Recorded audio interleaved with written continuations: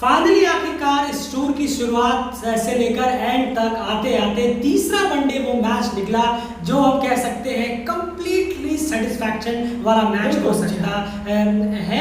अगर हम कहें तो कोई गलत नहीं होगा। जी हाँ, पूरी तरह से इस मैच को हम कह सकते हैं कि हाँ, जिस मकसद से ये सीरीज रखवाई गई थी, जिस मकसद से ये मैचेस रखवाए गए थे, वो मकसद जो है पूरा होता हुआ वो तीसरे वनडे में आकर नजर आया है। जी हाँ, फाइनली आखिर ये चीज़ है क्या, आज आपको समझाने की जरूर कोशिश करेंगे। लेकिन इस टूर की अगर बात करें तो T20 सीरीज 1-1 से यहाँ पर ड्रॉ हुई थी, लेकिन वनडे सीरीज में 2-1 से नेपाल को जीत मिली है। सबसे पहले उसकी कांग्रेचुलेशंस कि 2-1 से इस सीरीज को आपने जीता है।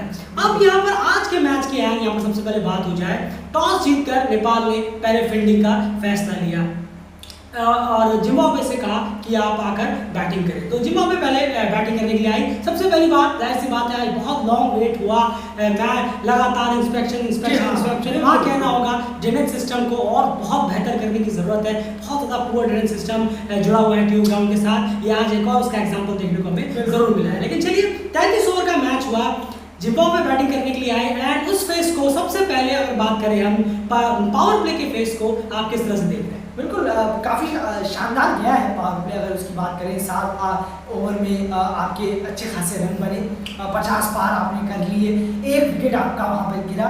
तो पावर प्ले ठीक ठाक गया था, उसको कोई नुकसान नहीं था। लेकिन सिर्फ उतने की बात, शुरुआत आपको अच्छी मिली। जो टारगेट है, अगर शुरुआत के दौर को देखा जाए और एक टारगेट को अगर आप देखते हैं तो ये छोटा सा नजर आता है। जैसे शुरुआत हुई थी वैसा टारगेट हो नहीं पाया।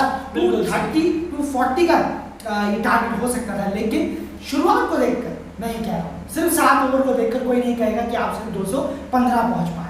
बिल्कुल सही, ऊपर से ऑल आउट भी हो गए, 213 पहुंच पाए और आप ऑल आउट भी हो गए, पूरी बॉलें भी नहीं की, 5 बॉलें अभी आपके पास बची थी। लेकिन जो मिड का फेस रहा है, मरुमणि ने शानदार 50 आज जरूर लगाई है, तेज वो खेले थे। लेकिन जो मिड का फेस रहा है, जोनाथन कैम्पबेल को आज फाइनल ऊपर भेजा गया, लेकिन उनके बल्ले से आज रन्स नहीं निकले। उसके बाद अगर बात करें, जो मिड और लोअर ऑर्डर का फेस रहा है, वहां पर कहीं ना कहीं नेपाल के बॉलर्स ने जबरदस्त वापसी करी है। बॉलर्स पे हम जरूर पहले आएंगे, लेकिन पहले मैं यहाँ पे बात करना चाहूंगा जिम्बाब्वे की बैटिंग की। बिल्कुल, और कुदरेन मॉन्जे ने और रॉय काया ने बहुत अच्छी बल्लेबाजी की। ज़्यादा जो एग्रेसिव शॉट भी कुछ लिए, पर सिंगल डबल भी लेते हुए चले हैं। तो वहाँ पर एक अच्छी पार्टनरशिप हो रही थी। पहले विकेट के लिए 40 रन की पार्टनरशिप हुई, फिर दूसरे विकेट के लिए माफ कीजिएगा 49 रन की पार्टनरशिप हुई। पार्टनरशिप चल रही थी, लेकिन जब मिडिल फेस आया तो वहीं पर एग्जैक्टली बहुत सारी प्रॉब्लम खड़ी हो गई। आपके सामने जॉब आए, मुनियोंगा आए, जोनाथन कैम्पबेल वहां पर आए, लेकिन जिस तरीके की शुरुआत आपको अच्छी खासी दी, 89 पे दूसरा विकेट गिरा था। लेकिन फिर देख लीजिए, अभी तक भी ठीक जा रहा था स्कोर, लग रहा था कि शायद 240 टच करेगा जिम्बाब्वे, पर ऐसा कुछ नहीं। बिल्कुल, यहाँ पर कहना होगा 89 for 1 आप कह सकते हैं, क्योंकि 89 पे ही दूसरा गिरा है। 89 for 1 एक वक्त था, और उसके बाद मिडिल ऑर्डर और लोअर ऑर्डर की जो परफॉर्मेंस है वो इतनी ज़्यादा खराब रही, और उसमें बॉलिंग का क्रेडिट भी जाएगा, इसकी बात जरूर करेंगे। खराब रही कि एंड तक आते आते सिर्फ आप 213 ही पहुंचे और आपके पास 5 बॉलें बच भी गई, आप ऑलमोस्ट हुए। डेफिनेटली ये एक डिसअपॉइंटिंग परफॉर्मेंस यहाँ पर देखने को जरूर मिला है। अब सीधा चलते हैं बॉलिंग फेस की तरफ। नेपाल की बॉलिंग की अगर हम बात करें, शुरुआत में उतनी ज़्यादा अच्छी नहीं रही, ज़्यादा रन्स के लिए भी काफ़ी गए। सोमपाल रन की अगर मैं बात करूँ, उसके बाद एक चेंज हुआ, जहाँ किशोर महतो को वहाँ पर लगाया गया, आज उन्हें खिलाया भी गया, किशोर महतो को वहाँ लगाया गया। सीधे पूछना चाहूँगा, उन्होंने आज 5 रन निकाले हैं, किस तरीके का स्पेल रहा है आपके साथ? बिल्कुल, बहुत शानदार रहा है, और लिस्ट ए में उनका ये 5 आया है, पहला मैच है। बहुत बड़ी बात है कि आपने 5 लिया है, तो उम्मीद करेंगे कि इससे एक्सपीरियंस बहुत गेन करें। आप इस मैच को ऐसे छोड़े मत कि मैंने 5 लिया है, ऐसा मैच है, वैसा मैच है, ये फला मैच है, इसका क्या होगा, इंटरनेशनल तो है नहीं, ऐसा बिल्कुल नहीं सोचना है। और उम्मीद है कि किशोर महतो ऐसा सोचेंगे भी नहीं। बहुत कुछ सीख सकते हैं आज उन्होंने जिस तरीके की लाइन रखी, गलतियाँ करवाई गई हैं। कहना होगा कि जिम्बाब्वे के जो बैट्समैन हैं, उन्होंने भी कुछ शॉट ऐसे खेले जिसका फायदा उन्हें मिला है। यह भी कहना होगा, मैं ये नहीं कह रहा कि उनकी मेहनत ही नहीं है, ऐसा कुछ नहीं है। लाइन की वजह से वो विकेट मिले हैं, मजबूर किया, चलिए आप भी गलती करिए, मेरी बॉल पर आप भी गलती करिए। लेकिन शॉट सिलेक्शन बेहतर हो सकता था जिम्बाब्वे का। मेरे ख्याल में कोई शायद दूसरी टीम होती तो शॉट सिलेक्शन और बेहतर देखने को मिल सकता था। मेरा इशारा ओमान और स्कॉटलैंड की तरफ है, सीधे 100। लेकिन शॉट सिलेक्शन भी ऐसा था कि क्या कहूँ कि हाँ चलिए 5 मिला, बहुत अच्छी बात है, आपने 5 लिया है, लाइन में वापस से आऊँगा, बहुत अच्छी थी। वो किशोर महातो की जीत है, पर शॉट सिलेक्शन इतना ज़्यादा बेटर नहीं था जो उन्होंने बॉलिंग कराई, उसमें और बेटर हो सकता था जिस तरीके से जिम्बाब्वे ने टैकल किया। बिल्कुल, तो कहीं ना कहीं 5 निकाला है तो उसका कंग्रेचुलेशंस, और अच्छी बॉलिंग यहाँ पर रही है और उन्होंने लगातार विकेट्स को निकालते रहे और कहीं ना कहीं जिम्बाब्वे की टीम को जो है वो डेंट लगातार करते रहे और 213 रन पर आखिरकार जाकर टीम ने दम तोड़ ही दिया। 214 रन चेस कर रहे थे, बॉलें थी 198 के आसपास, यहाँ की 33 ओवर का ये मैच था। उस फेस की अगर मैं बात करूँ यार, संदीप लामिछा ने भी काफ़ी ज़्यादा एक्सपेंसिव रहे हैं और संदीप लामिछा ने थोड़ा सा टच में जल्द से जल्द आने की ज़रूरत भी होगी, क्योंकि रेगुलर विकेट टेकिंग को रहे हैं, आज वो फिलहाल इतने ज़्यादा टच में नजर नहीं आए। नहीं बिल्कुल, और वो उम्मीद है वो कर लेंगे, बहुत अच्छे बॉलर हैं, क्वालिटी बॉलर हैं, और क्वालिटी बॉलर इतना वक्त नहीं लगाते आने में कि 5 इनिंग 6 इनिंग, बहुत अच्छे बॉलर हैं, सोमपाल, करण, संदीप, ये सब बहुत क्वालिटी बॉलर हैं, इनमें कोई परेशानी नहीं है। बिल्कुल सही। तो चलिए यहाँ पर 214 रन की बात करें, अगर चेस करने थे 198 डिलीवरीज में, इतना आसान नहीं था। जी हाँ, डेफिनेटली बिल्कुल आसान नहीं था। 198 बॉलों में 214, डिफरेंस ज़्यादा नहीं है लेकिन इतना आसान नहीं था, खास करके देखते हुए जिस तरह की बैटिंग इस सी सीरीज में पहले हुई थी, जब 37-36 करीब नेपाल मार पाया था और चेस में नेपाल को दिक्कत लगातार रही है। अब यहाँ पर वो फेस आ जाता है जहाँ पर हम कह रहे थे कि ये इकलौता मैच था जहाँ से कंप्लीट तरह से लर्निंग आप कह सकते हैं कि बहुत कुछ गेन किया है नेपाल ने और पूरी तरह से सेटिस्फाइड, डेलीगेट भी सेटिस्फाइड हुआ है कि हाँ ये वो एग्जैक्टली मैच था जहाँ पर जम के अच्छे से निचोड़ के सारे प्लेयर्स की बैटिंग आई है। जो हम लगातार कह रहे थे कि बैटिंग ज़्यादा से ज़्यादा प्लेयर्स की आए, वो पिच पे ज़्यादा टाइम बिताए, वो ज़्यादा बेहतर होगा इन प्लेयर्स के लिए, और आज वो मौका सारे प्लेयर्स के पास था और उन्होंने बखूबी निभाया। कुछ गलतियां भी इसमें हुई हैं, वो बाद में बात करेंगे। सबसे पहले एक मैसेज क्लियर हो गया कि कुशल आसिफ ही ओपनिंग करेंगे, जो कि बहुत अच्छा है, क्योंकि हम तो लगातार ये कहते रहते हैं कि कुशल आसिफ को ही आप कम से कम इस वर्ल्ड क्रिकेट लीग 2 के फेज तक चलाइए, वर्ल्ड लीग 2 खत्म होने तक इस ओपनिंग स्टैंड को आप ना छेड़े। और वापस से कल उन्होंने धमाला को ट्राई किया था, आज वापस से कुशल आसिफ को भेजकर ये मैसेज तो क्लियर कर दिया है कोच सर और कैप्टन ने कि ओपनिंग पेयर यही होने वाले हैं, और आज दोनों ने बखूबी साथ भी निभाया। बिल्कुल, और ये आपने कहा भी था कि हम मैच रिव्यू में कि यहाँ पर हमें कुछ अच्छे एक हिंट देखने को मिल सकता है कि आने वाले वक्त पर क्या टीम या किस तरीके से जो प्लेयर है वो उतरने में आ सकते हैं, उतारे जा सकते हैं, और एग्जैक्टली वो देखने को मिला भी है। दोनों ने उसका फायदा भी उठाया, जो कोच और कैप्टन ने उन पर बिलीव दिखाया, उन्होंने पूरा का पूरा पेड किया है कि हाँ हमने एक अच्छी पार्टनरशिप की, अच्छा बिल्डअप किया और एक 70 रन की एक पार्टनरशिप 74 बिल्कुल, और बहुत अच्छा खेले हैं दोनों ने। वो एक ओपनिंग स्टैंड रख दिया, उसके बाद कोई दिक्कत होनी नहीं चाहिए थी, और वो हमने आगे जो जितना स्कोर चलता गया हमने देखा। बिल्कुल 74 रन की पार्टनरशिप वहां पर हुई दोनों के बीच में, अगर मैं कहूँ उसके वहां पर पहला विकेट गिरा, वहां पर जब 74 रन थे वहां पर 40 रन जो है वो बाउंड्रीज के जरिए आए थे, और उसके अलावा 30 करीब रन जो है वो सिंगल डबल से आए थे, और 2-4 आप एक्स्ट्रास ले लीजिए तो आप देख सकते हैं कि आज की इनिंग जो रही है कुशल आसिफ दोनों की, वहाँ ये नहीं, कुशल की भी खास करके शुरू में वो ये नहीं रही है कि मैं हर बॉल में हिट के लिए जाऊंगा। जी हाँ, ये बहुत अच्छा कुशल का आज फेस था, ये इसे वो कंटिन्यू क्यों नहीं कर पाते वो समझ नहीं आता। जैसे मैंने पहले कहा था, ओपनर्स खास करके इस तरह के ओपनर्स, कुशल जैसे ओपनर्स थोड़े से होते हैं, थोड़े अलग दिमाग के, वो ज़्यादा किसी की सुनते नहीं है, लेकिन आज बहुत ज़्यादा काम और कंपोज हो रहे हैं। उन्होंने जैसे वो हर बॉल पे स्कोर के लिए जाते हैं, अपना विकेट थ्रो करने के लिए जाते हैं, आज वो नहीं दिखा। 40 रन उन्होंने बाउंड्री से लिए इस जोड़ी ने, तो 30 रन इस जोड़ी में दौड़े भी हैं साथ में। ये फेस को आप देखिए, इसी वजह से आज ये पार्टनरशिप इतनी सक्सेसफुल रही है और 74 में जाकर पहला विकेट गिरा। उसके बाद यहाँ बात करें सुनील धमाला की, जी हाँ, आज उनको भेजा गया, एक बेहतरीन मौका उनके पास था।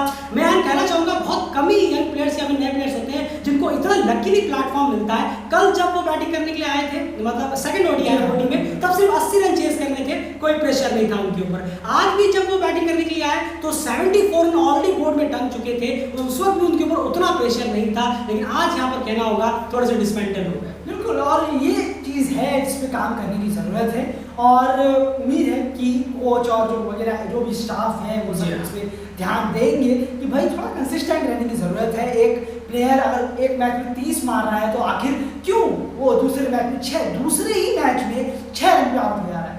हम ये देखते हैं कि किसी ने डेब्यू किया है किसी सीरीज में तो वो उस सीरीज में बहुत अच्छा चलता है, अगर 5 मैच की सीरीज है तो 250-300 रन बना डालता है या 13-14 विकेट निकाल लेता है। हम जानते हैं मुस्तफिजुर रहमान जब डेब्यू किया था, रबाडा ने जब डेब्यू किया था, और कितने प्लेयर डिकॉक हैं, विराट कोहली हैं, सब ने कितने रन बनाए अपने डेब्यू सीजन में, जब सीरीजों में। लेकिन जब हम एक तरफ इस तरीके से होना चाहिए कि कम से कम डेब्यू है तो क्यों ना कंसिस्टेंट रहे, थोड़ा लंबा वक्त तक चले, इतनी जल्दी गिर जाए कि 38 से या 6 पे या 0 पे, कि थोड़ी हैरानी। जी हाँ, और सबसे बड़ी बात कि प्रेशर भी नहीं था इतना। जब 74 पे 1 है और आप चेस कर रहे हैं 214, तो ऐसे आप प्रेशर तो बिल्कुल भी नहीं कहेंगे। तो कहीं ना कहीं वो एक मौका आज सुनील नरवाल ने गवा दिया। एक और स्ट्रॉन्ग पॉइंट जो है वो डगआउट की तरफ वो भेज सकते थे कि कल उस दिन मैंने 30 प्लस किए, आज भी मैंने 30-40 प्लस किए हैं, आप मुझे इग्नोर नहीं कर सकते आने वाले टूर के लिए। खैर ये एक मौका जरूर मिस हुआ है वहाँ पर। उसके बाद रोहित पड़ेल आया, ही बॉल पे एलबीडब्ल्यू आया है, यहाँ पर होते हुए नजर आया। क्या कहेंगे आप पिछले मैच में एलबीडब्ल्यू और इसमें?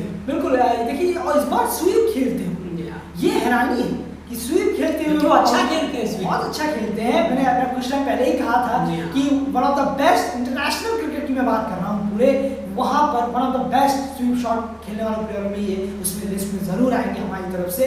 बहुत अच्छा स्वीप खेलते हैं, लेकिन हैरानी हो गई आज देखकर कि वो स्वीप में आउट हो गए। चलिए कोई नहीं, आप थोड़ा ट्राई करिए कि ऐसा गलती ना हो, कि आप बहुत बहुत वैल्यू रखते हैं इस टीम के लिए। ये गलती कि आप अपने बेस्ट शॉट पर आउट हो रहे हैं, ये तब होता है जब किसी प्लेयर का आउट ऑफ फॉर्म हो जाता है।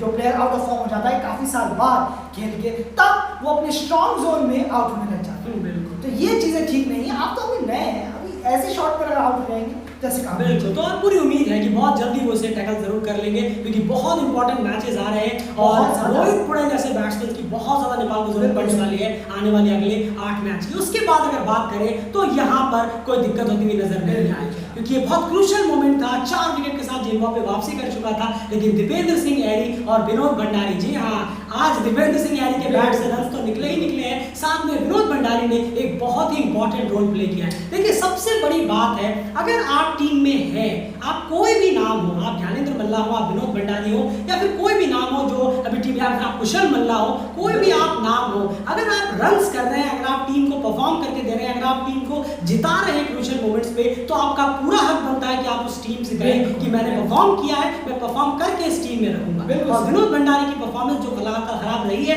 आज उन्होंने इस परफॉर्मेंस को दिखाया है और अच्छे स्टेज पे दिखाया है और अच्छे लर्निंग मैच पे दिखाया है। तो डेफिनेटली एक पॉइंट उन्होंने भी छोटा सा स्ट्रॉन्ग अपना रखा जरूर है। बिल्कुल, इसमें कोई दोहराई नहीं। अच्छा खेलेंगे तो फिर दिक्कत ही नहीं। बिल्कुल सही, क्रिकेट इसी का नाम है कि अगर आपने अच्छा खेला तो आप टीम में आइए, आप अच्छा नहीं खेल रहे हैं आप बाहर चले जाइए, बस यही है। हमें 11 ऐसे काम करिए, बिल्कुल, ये नहीं कि वापस नहीं आ सकते आप। हमें ऐसे 11 किसी भी टीम को ऐसे प्लेयर नहीं चाहिए जो आउट ऑफ फॉर्म। हर कोई यही चाहता है कि हमारे 11 के 11 प्लेयर एकदम फॉर्म में रहें और दूसरी टीम को एकदम हरा दे बुरी तरीके से, या फिर सिर्फ हराएं और हमें जीतना है।